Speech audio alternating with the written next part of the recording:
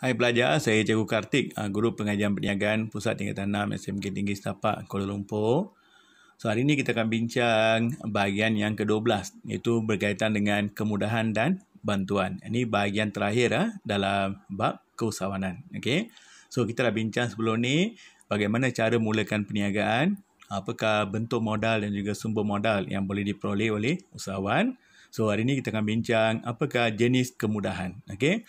Siapakah pihak yang menyediakan kemudahan dan juga jenis kemudahan yang disediakan.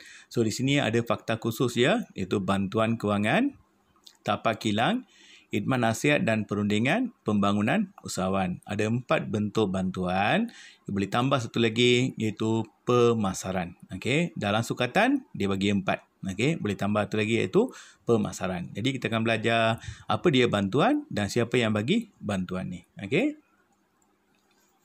Okey, kita sebagai usahawan ni bernasib baik sebab kerajaan Malaysia menyediakan pelbagai jenis bantuan dan kemudahan. Okey, kita ada banyak syarikat-syarikat GLC ya, okey, Government Link Companies, contohnya seperti Telekom Malaysia, okey, kita ada MAS, Tenaga Nasional, okey. Kita ada Sime Darby, KTM, Kereta Api Tanah Melayu, okey.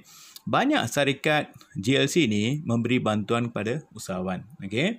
Kita ada MARA, Majlis Amanah Rakyat, Perbadanan Usahawan Nasional, Berhad, PUNB, Tekun, SME Bank, Cradle Fund, Teraju, Mardi, Sirim, ada banyak agensi dan juga pihak yang menyediakan bantuan kepada kita. Okay?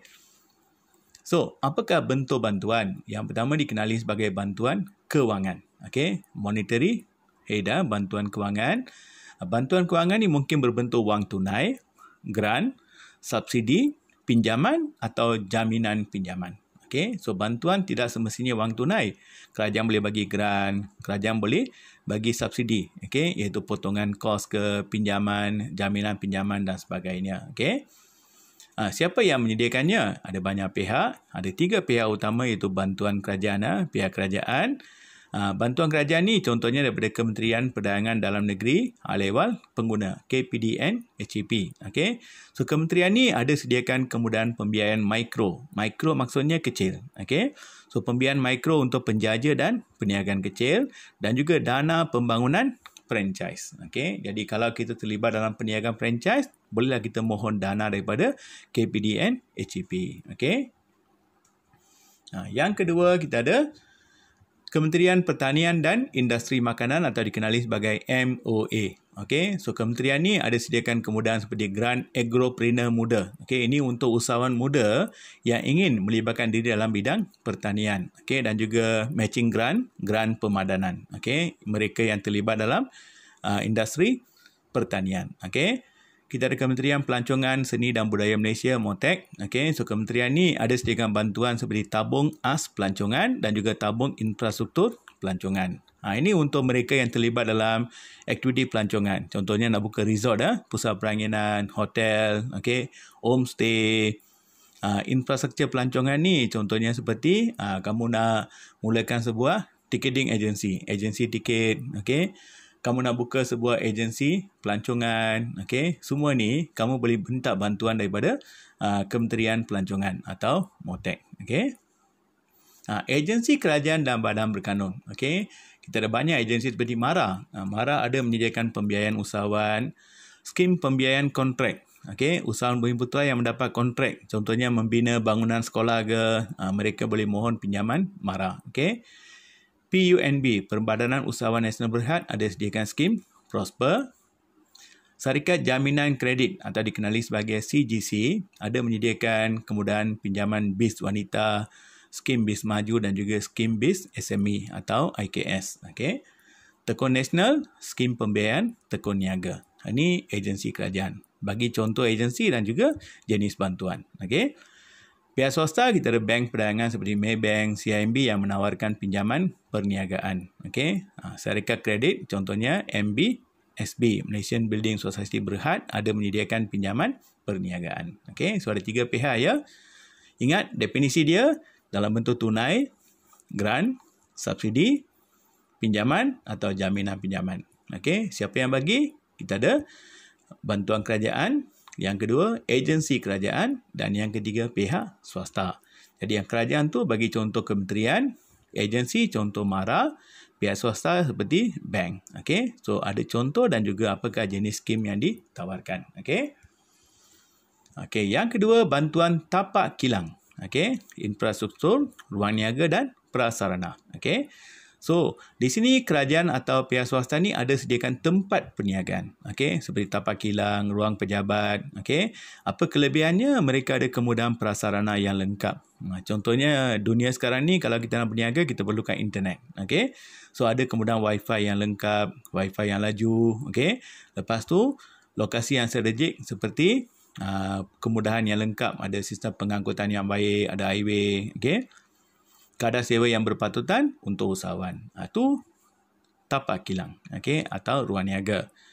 Tapak kilang juga dipilih adalah strategik. Sangat sesuai ya. Contohnya berdekatan dengan kawasan sasaran pasaran atau zon perindustrian yang menawarkan pelbagai kemudahan infrastruktur. Okey.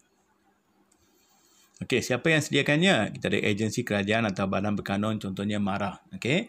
So MARA ni dia sediakan tapak kilang atau ruang niaga untuk usahawan Bumiputera. Okey, contohnya kita ada Arkade MARA. Okey, Arkade MARA ni disediakan oleh MARA. Okey.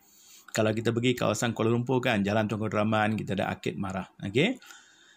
Perbadanan Kemajuan Ekonomi Negeri. Okey, contohnya Perbadanan Kemajuan Negeri Selangor. Dia sediakan ruang niaga dengan kadar sewa yang berpatutan. Okey. Kita ada UDA atau Perbadanan Pembangunan Bandar. Dia sediakan ruang pejabat atau ruang niaga di bandar dengan sewa yang berpatutan. Okey, so ada 3 agensi yang berkaitan dengan kerajaan yang berkaitan dengan ruang niaga. Pihak swasta kita ada MIEL, Malaysian Industrial Estate Limited atau Berhad, sediakan tapak kilang untuk usahawan, ini swasta ya. Zon perdagangan bebas, Free Trade Zone untuk industri orientasikan ekspor.